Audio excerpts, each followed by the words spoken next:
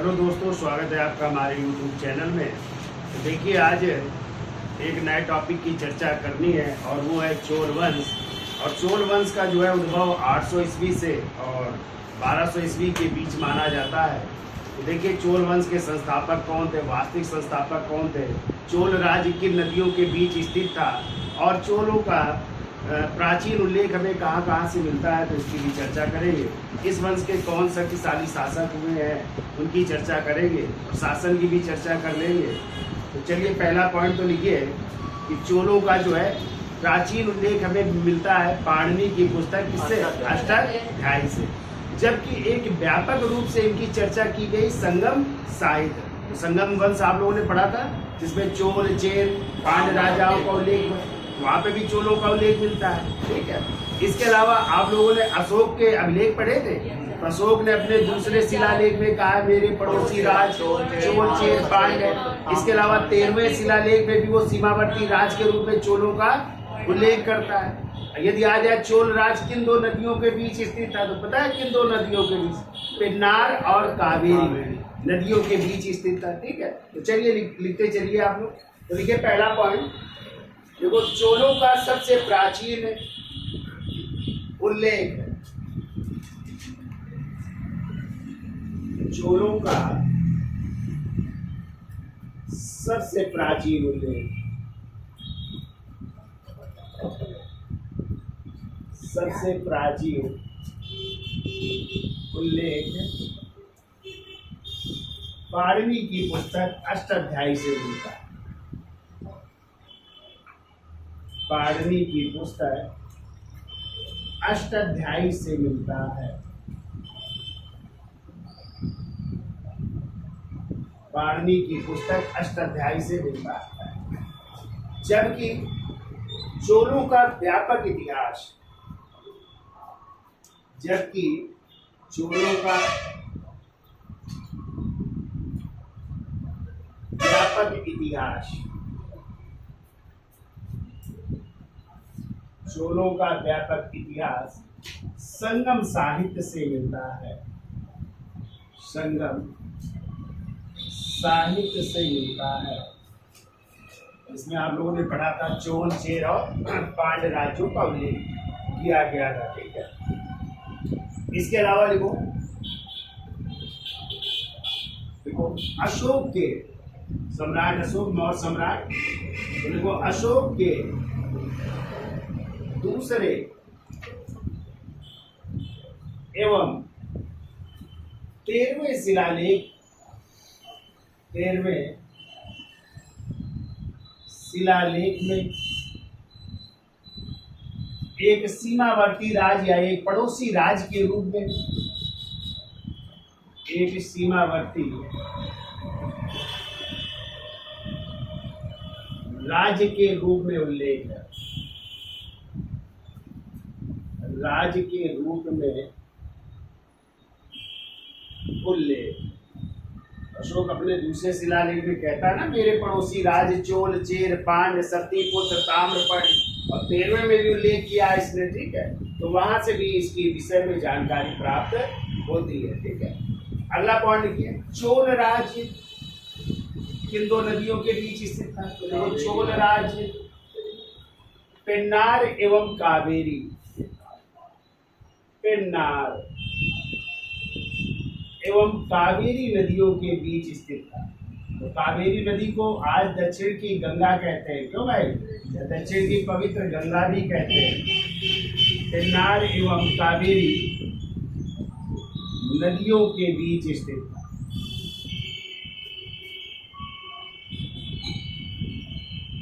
पेन्नार एवं कावेरी नदियों के बीच स्थित था चोल राज्य। ठीक है।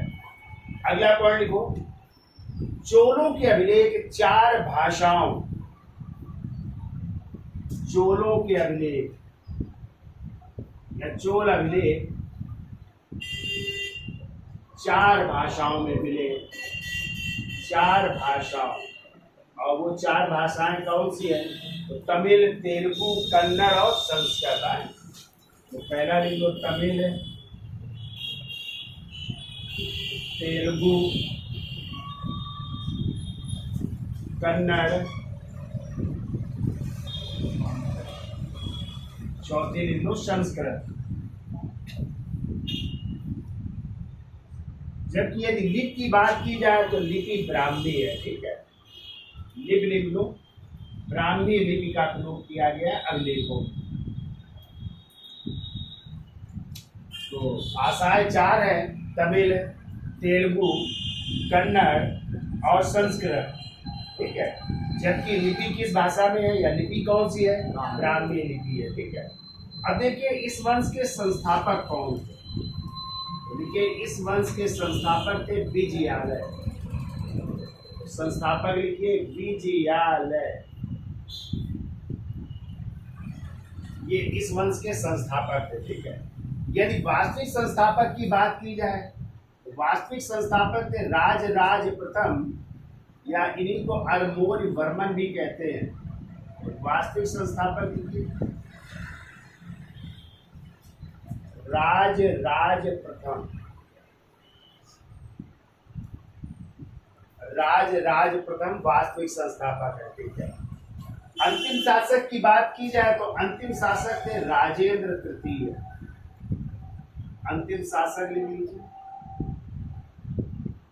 राजेंद्र तृतीय को माना जाता है। तो राजेंद्र तृतीय अंतिम शासक थे। यदि इनकी निवास स्थान की बात की जाए तो लिख लो चोलों का प्राचीनतम निवास स्थान। प्राचीनतम निवास स्थान तो वो था उरैयूर। उरैयूर। फिर को किस केंद्र का उत्कर्ष हुआ या चोलों के उत्कर्ष का केंद्र लिख लो है। उत्कर्ष का केंद्र कहाँ पे उत्कर्ष हुआ इन चोलों का, तो वो माना जाता है तंजौर को, चूंकि आगे राजधानी भी बनेगी तंजौर। तंजौर में लीजिए। और यदि आ जाए ये किसके सामंत थे, तो अभी हमने कल बताया था कि ये सामंत हुआ करते थे पल्लव शासकों के। किसके सामंत थे? पल्लव। बोले लो सामंत पल्लव शासकों के सामंत। पल्लव शासकों के सामंत हुआ करते थे। अब यदि आ जाए चोलों के प्रबल शत्रु कौन थे, लिख लो चोलों के प्रबल शत्रु तो पश्चिमी चालुक्य हुआ करते थे। तो लिख लो कल्याणी के पश्चिमी चालुक्य। कल्याणी के पश्चिमी चालुक्य इनके सबसे बड़े शत्रु थे, ये हो जाएंगे। फिर यदि बात की जाए राजधानी की, तो राजधानी लिख लीजिए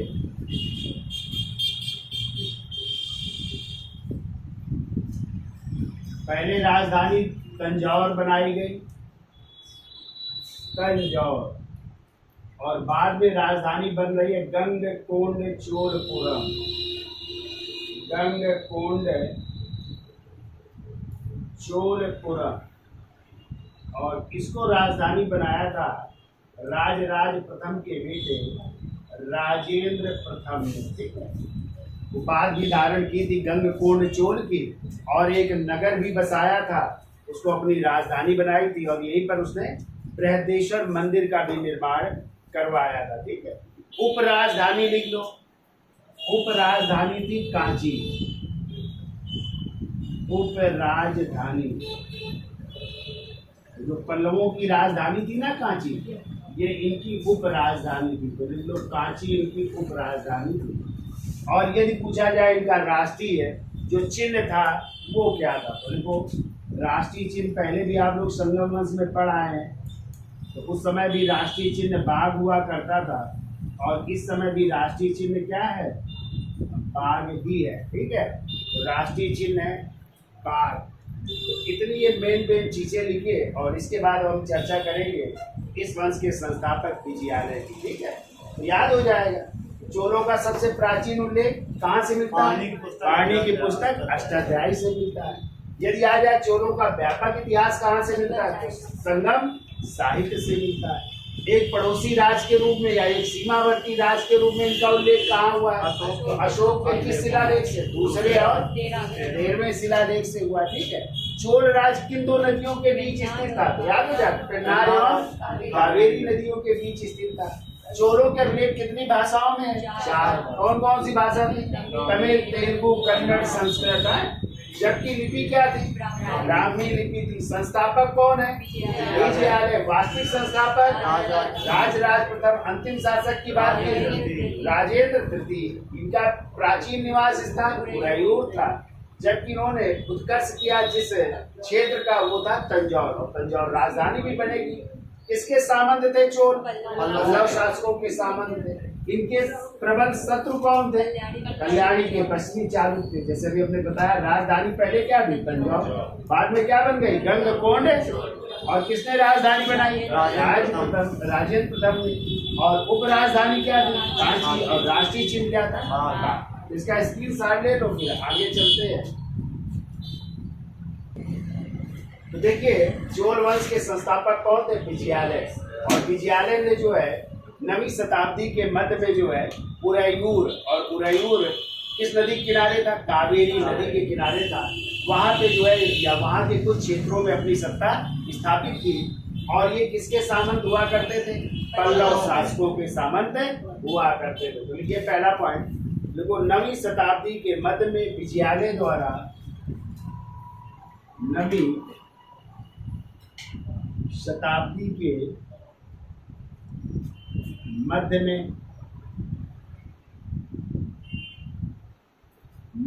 विजयालय द्वारा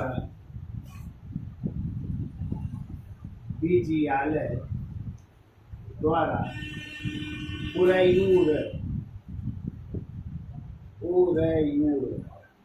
तो उसमें कर लीजिए कावेरी नदी के तट पर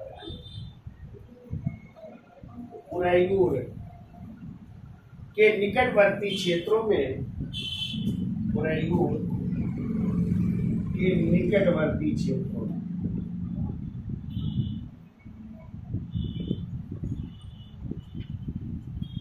क्षेत्रों में चोलों का उदय हुआ। चोलों का उदय हुआ जो पल्लव शासकों के सामंत, जो पल्लव शासकों के सामंत,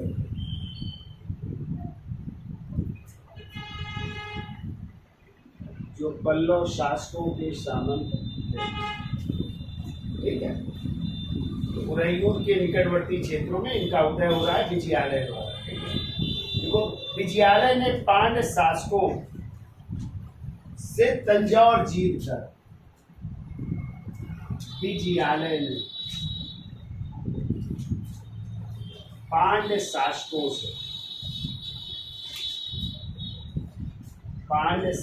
से तंजौर जीतकर इसे अपनी राजधानी बनाया। तंजौर जीतकर इसे अपनी राजधानी बना रहा है। ठीक है, तो तंजौर को जीतकर इसे अपनी राजधानी बनाया और नर केसरी की उपाधि धारण की। और उपाधि धारण कर रहा है नर केसरी, नर केसरी की उपाधि धारण की। तथा तंजौर में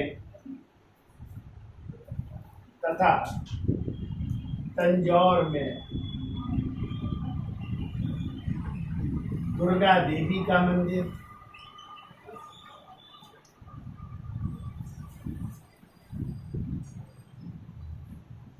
कौन सा मंदिर बनवा रहा है, दुर्गा देवी का मंदिर, या इसे कहते हैं चोलेश्वर का मंदिर। दुर्गा देवी का मंदिर या चोलेश्वर मंदिर का निर्माण करवाया। चोलेश्वर मंदिर का निर्माण करवाया। अगला पॉइंट लिख लो, अभी ये जीटी का क्वेश्चन है, लिख लीजिए। तंजौर विजय का उल्लेख किस अभिलेख से मिलता है? तो लिख लो तंजौर विजय का उल्लेख है। थोड़ा इस बार कठिन था पेपर, उसमें आया था ये। तंजौर विजय का उल्लेख तिरुनेडु गलम अभिलेख में हुआ है। तिरुनेडु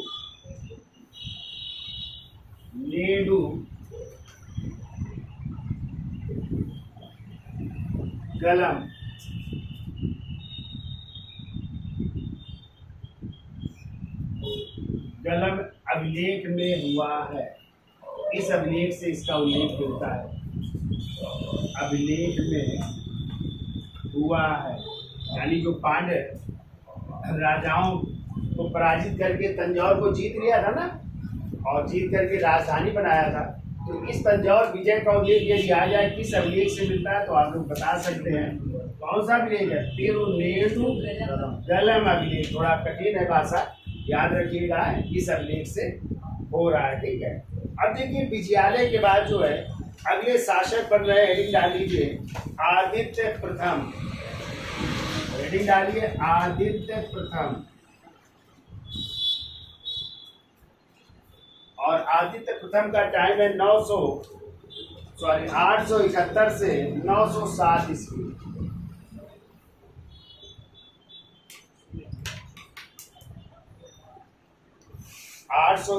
से 907 ईस्वी। इसकी उपाधि लिख लीजिए, दो उपाधियां हैं, लिखिए। पहली उपाधि, इसने उपाधि धारण की थी कोदंड राम की। कोदंड राम की है, कोदंड राम की उपाधि धारण की। और इसकी दूसरी उपाधि लिख लीजिए राज केसरी की उपाधि धारण की। राज केसरी की उपाधि धारण की थी। देखो आदित्य प्रथम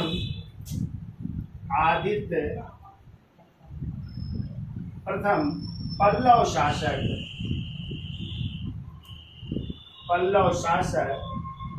अपराजित वर्मन का सामंत था। पल्लव शासक अपराजित वर्मन का सामंत था।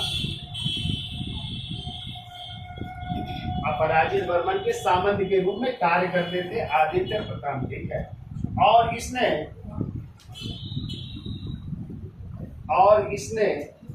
अपराजित की ओर से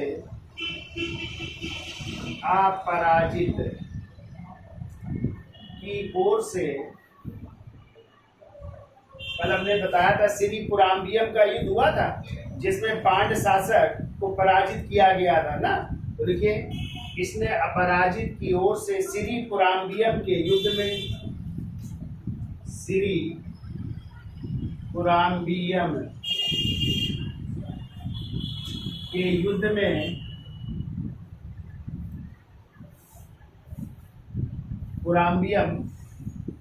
में पांड्य शासक नरगुण को पराजित किया। पांड्य शासक, और उस पांड्य शासक का नाम था नरगुण, को पराजित किया। यानी कह सकते हैं आदित्य प्रथम किसकी ओर से लड़ा था? अपराजित वर्मन की ओर से, क्योंकि उनका क्या था, ये सामंत था, ठीक है। तो उनकी ओर से लड़ा था और पांड्य शासक नरगुण को पराजित किया था, ठीक है। देखिए यह शिव का भक्त था। वो आदित्य प्रथम शिव का भक्त था। और इसने कावेरी नदी के दोनों तटों पर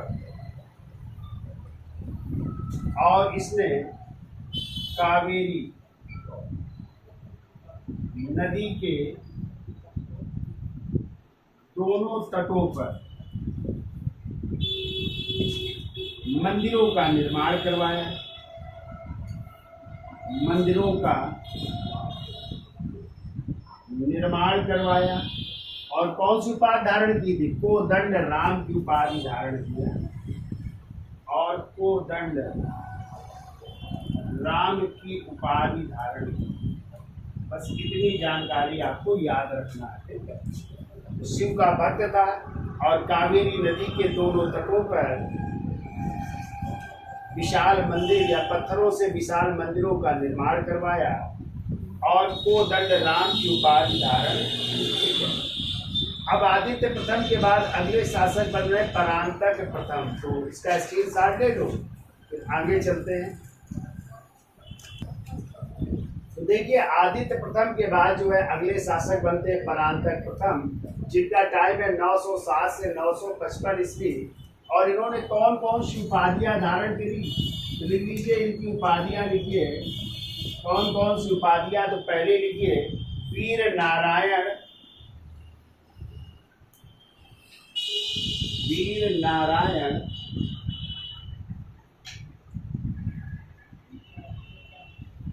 दूसरी लिखिए पर केसरी वर्मा, पर केसरी वर्मा। तीसरी लिखिए, और सारी उपाधियां, तीसरी लिखिए पंडित वत्सल की, पंडित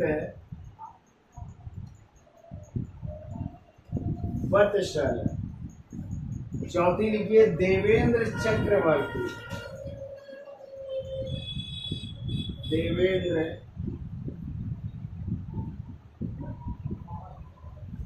चक्रवर्ती। पांचवी लिखिए कुंजर मल,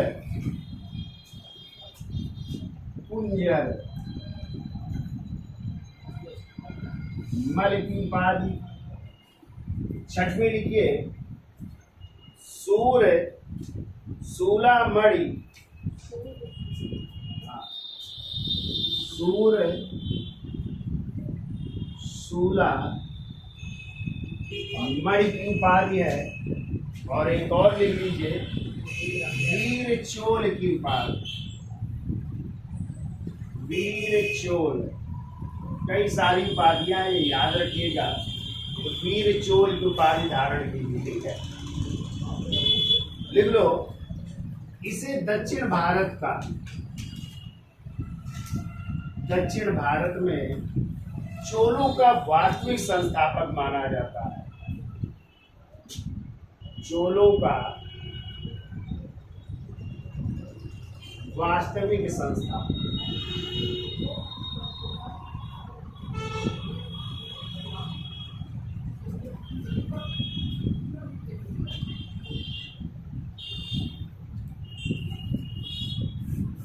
दक्षिण भारत में चोलों का वास्तविक संस्थापक वैसे तो माना गया है किसे? राजराज प्रथम को, लेकिन इसको भी मान लिया जाता है, ठीक है। फिर लिखिए देखो आदित्य प्रथम के बाद परांतक प्रथम शासक बना जो पल्लव राजकुमारी का पुत्र था। इसकी माँ जो है पल्लव वंश की राजकुमारी थी, ठीक है, पल्लव राजकुमारी। मान लीजिए पल्लव राजकुमारी।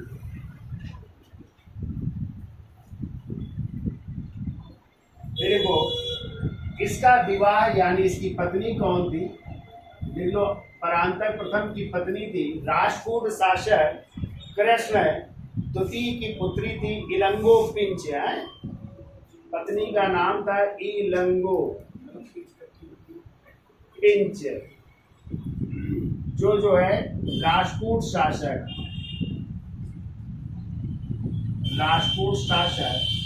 कृष्ण द्वितीय की पुत्री थी, कृष्ण द्वितीय की पुत्री थी, ठीक है। तो राजपूतों से वैवाहिक संबंध स्थापित किया था। पत्नी का नाम था इलंगो पिंच।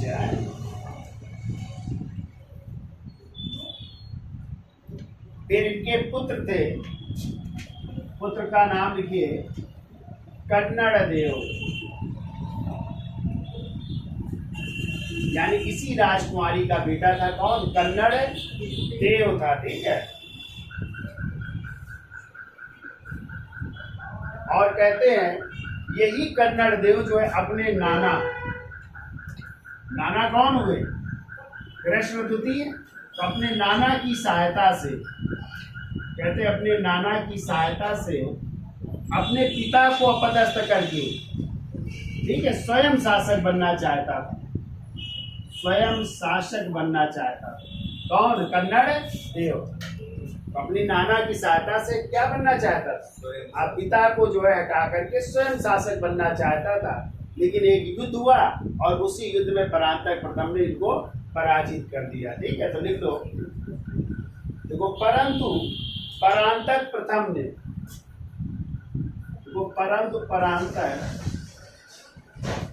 प्रथम ने 910-11 ईस्वी में, 910-11 ईस्वी में तिरुवल्लभ के युद्ध में, तिरुवल्लभ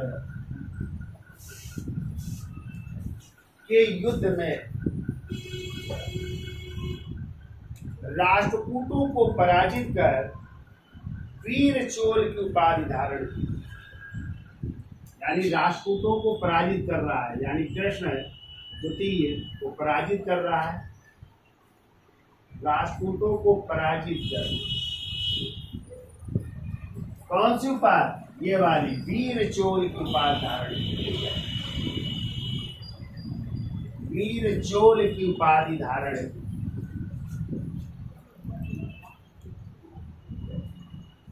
और हेमगर्भ एवं तुलाभार यज्ञों का संपादन किया।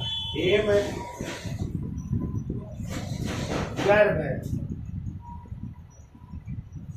एवं तुलाभार यज्ञों का संचालन किया।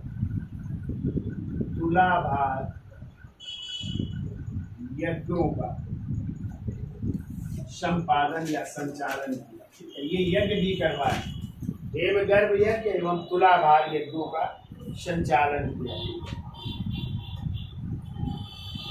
अगला पॉइंट को, परांतक प्रथम ने पांड्य शासक, परांतक प्रथम ने पांड्य शासक, और उन पांड्य शासक का नाम है राज सिंह द्वितीय। राज सिंह द्वितीय को पराजित कर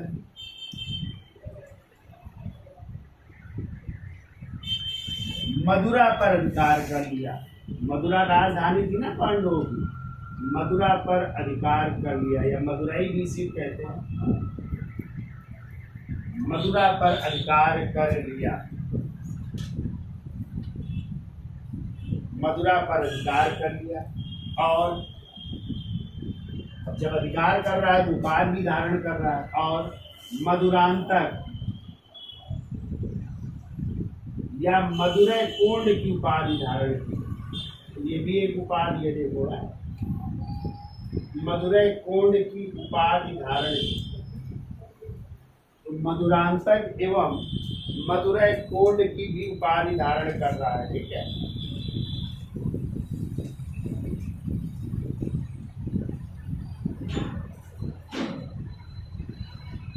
अगला पॉइंट को, परांतक प्रथम ने 915 ईस्वी में, देखो, 915 ईस्वी में बेल्लूर नामक स्थान पर, बेल्लूर नामक स्थान पर पांड्य शासक राज सिंह द्वितीय, यही शासक है, पांड्य शासक राज सिंह द्वितीय और सिंघल नरेश, और सिंघल का मतलब श्रीलंका के, सिंघल नरेश कश्यप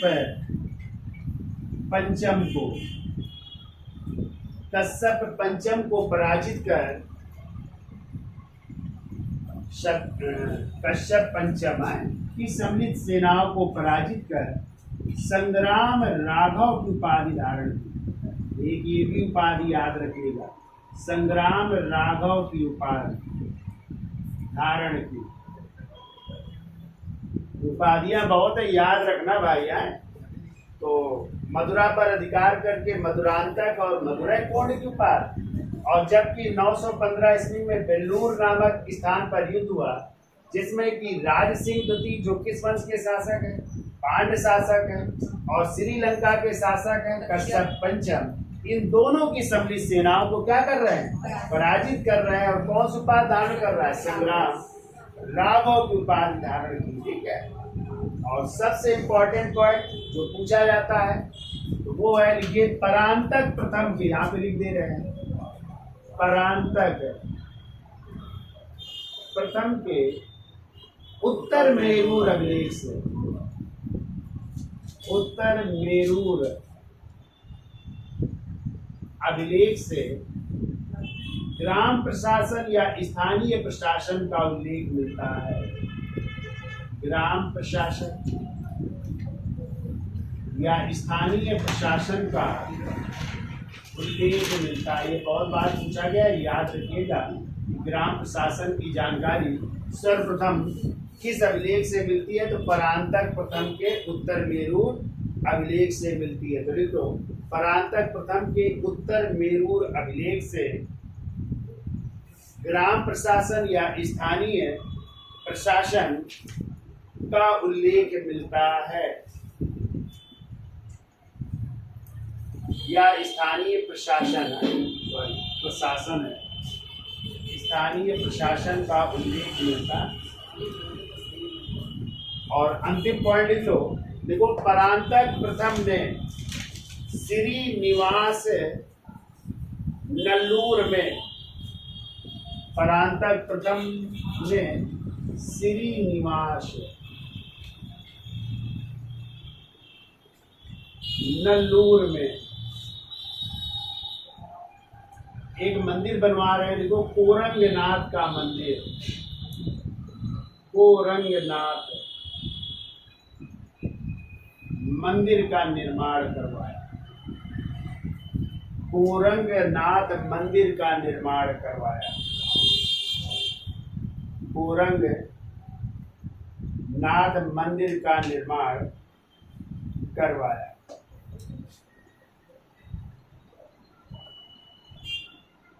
अब देखिए, कुछ समय के लिए जो है अगले शासक बनते, जिनका नाम था अरिदे डींगे, लेकिन उनकी जब मृत्यु हो गई तो उनका पुत्र भी अगला शासक बनेगा, जिसका नाम है परांतक द्वितीय, जो इतिहास के पन्नों में सुंदर चोल के नाम से भी जाना जाता है। तो हेडिंग डाल दीजिए, परांतक द्वितीय या सुंदर चोल है। इसका स्क्रीनशॉट ले लो और आगे चलो।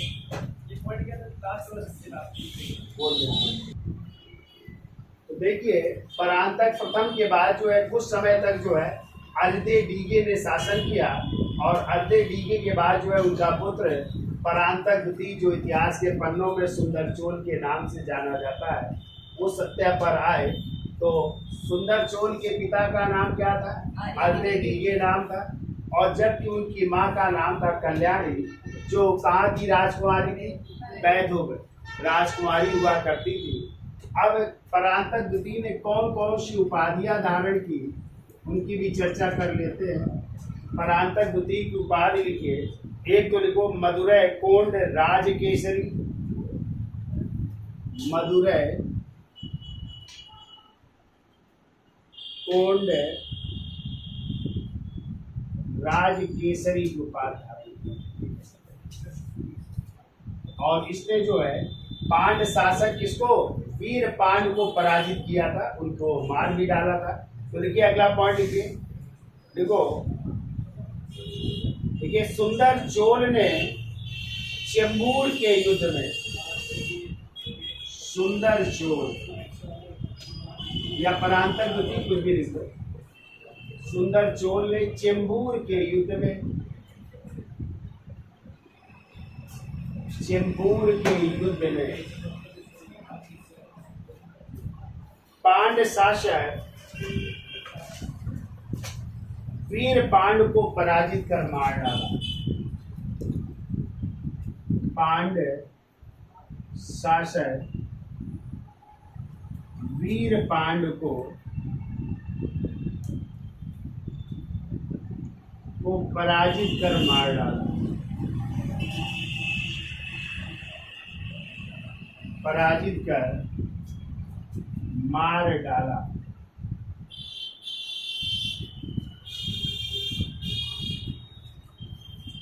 अगला पॉइंट लिखो। देखो, सुंदर चोल की रानी, इनकी जो रानी थी, सुंदर चोल की रानी वान वन महादेवी, वान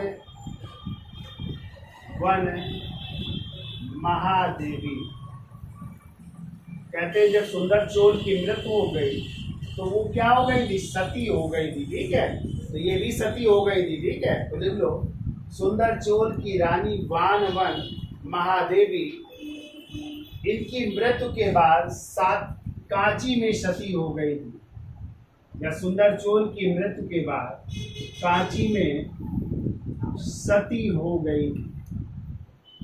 तो सती प्रथा का एक ये भी प्रमाण है, वानवन महादेवी भी सती हो गई थी। ठीक है,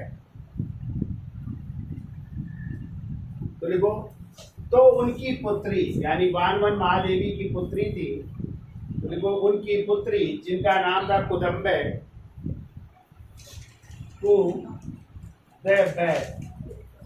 लिखो जिनकी पुत्री कुदबे ने अपनी माँ की एक प्रतिमा स्थापित करवाई। कुदबे ने अपनी माँ की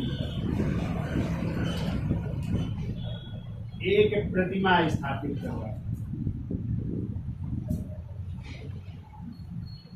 एक प्रतिमा स्थापित करवाई यानी माँ की याद में एक प्रतिमा बनवा रही है उनकी बेटी कुदबे। ठीक है, अगला पॉइंट, वो सुंदर चोल की मृत्यु के बाद उसका पुत्र आदित्य द्वितीय शासक बना।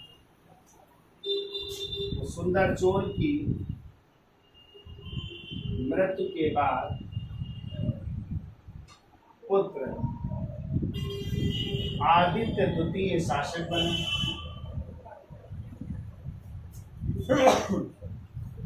आदित्य द्वितीय शासक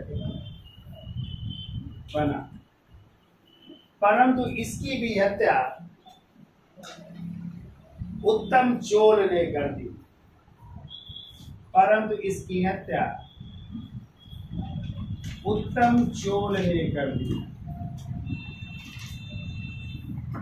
उत्तम चोल जो है इनकी हत्या कर दे रहा है। ठीक है, परंतु इनकी हत्या उत्तम चोल ने कर दी।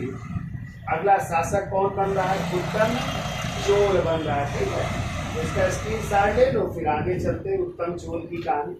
तो याद हो, चोल किसके पिता का नाम क्या था? अरित जी के माँ का नाम कल्याणी था। कौन सुपा धारण की? मदुरै कोंड राजकेसरी। सुंदर चोल ने किस युद्ध में पांड्य शासक को पराजित किया? तो चेंबूर के युद्ध में मार दिया। और इन्हीं सुंदर चोल की जो पत्नी थी रानी, जिनका नाम था वानवन महादेवी, मृत्यु के बाद जो है, पति की मृत्यु के बाद कांची में क्या हो गई थी? सती हो गई थी। तो उनकी बेटी जो थी जिनका नाम था कुदबे ने अपनी माँ की स्मृति में क्या बनवाई? एक प्रतिमा का निर्माण करवाया। सुंदर चोल की जब मृत्यु हो गई तो उनके बेटे कौन बने? आदित्य द्वितीय शासक बने। लेकिन आदित्य द्वितीय की भी हत्या किसने कर दी? उत्तम चोल ने कर दी। और एक जो है उसने जो है सत्ता ग्रहण की, अगला शासक बना। तो हेडिंग डाल लीजिए उत्तम चोल है, यहाँ तक तो पहुंच जाए। तो देखिए, आप लोगों ने अभी पढ़ा था कि परांतक द्वितीय या सुंदर चोल की जब मृत्यु हो गई तो उनकी पत्नी क्या हो गई थी? सती हो गई थी। और उनके बाद अगला शासक कौन बना था? आदित्य द्वितीय, उनका बेटा बना था सुंदर चोल का। लेकिन आदित्य द्वितीय की हत्या किसने कर दी? उत्तम चोल ने हत्या कर दी और अगला शासक बन गया। टाइम है 973 से 985 से।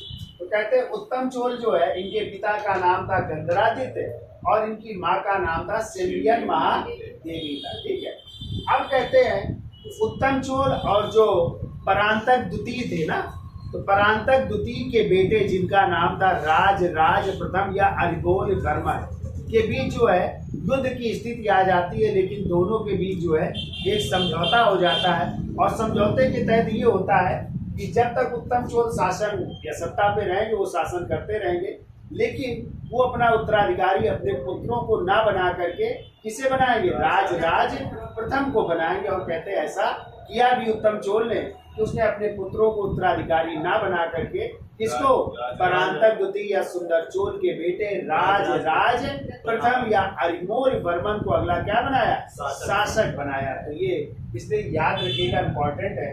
तो लिख लीजिए, देखो पिता का नाम गंधरादित्य, माँ का नाम सिंधियन महादेवी, और देखो परांतक द्वितीय के पुत्र राज राज प्रथम ने परांतक द्वितीय के पुत्र, एक तो आदित्य द्वितीय थे जो मर गए थे, दूसरे हैं राज राज प्रथम है, राज राज प्रथम या इन्हीं को अरिमोल वर्मन भी कहते हैं। अभी पूछा गया था इनका नाम एक एग्जाम में, तो वो भी याद रखिए। अरिमोल वर्मन ने गृह युद्ध से बचने के लिए, गृह युद्ध से बचने के लिए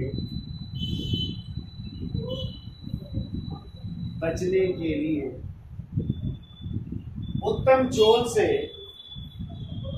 एक समझौता किया।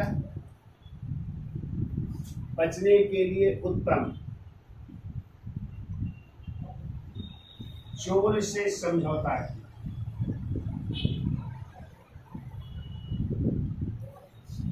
उत्तम चोल से समझौता किया कि उत्तम चोल अपने बच्चों के स्थान पर, कि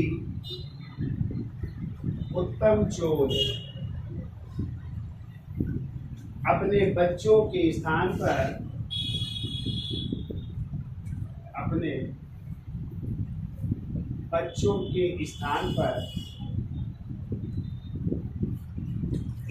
पर उसको राजा बनाएगा, उसको राजा बनाएगा, उसको राजा बनाएगा।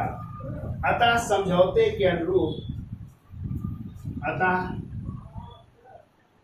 समझौते के अनुरूप, समझौते के अनुरूप राज राज प्रथम शासक बने। राज राज प्रथम शासक बन गए। तो अगले शासक बन गए राज राज प्रथम या अरिमोल वर्मन। बहुत इंपॉर्टेंट शासक है, और जैसे कि हमने बताया था चोल वंश के वास्तविक संस्थापक भी इनको माना गया है। ठीक है, एक पॉइंट और लिख लो, वो उत्तम चोल के प्राचीनतम स्वर्ण एवं रजत सिक्के प्राप्त हुए हैं। उत्तम चोल के प्राचीनतम स्वर्ण एवं रजत सिक्के प्राप्त हुए। स्वर्ण एवं रजत सिक्के प्राप्त हुए हैं। तो आज के लिए बस इतना रखते हैं। अब हेडिंग डाल लीजिएगा, राज राज प्रथम या अरिमोल वर्मन। इसकी चर्चा हम नेक्स्ट टॉपिक में करेंगे, अगले उसमें चलेंगे। ठीक है, तो आज के लिए इतना रखते हैं। धन्यवाद।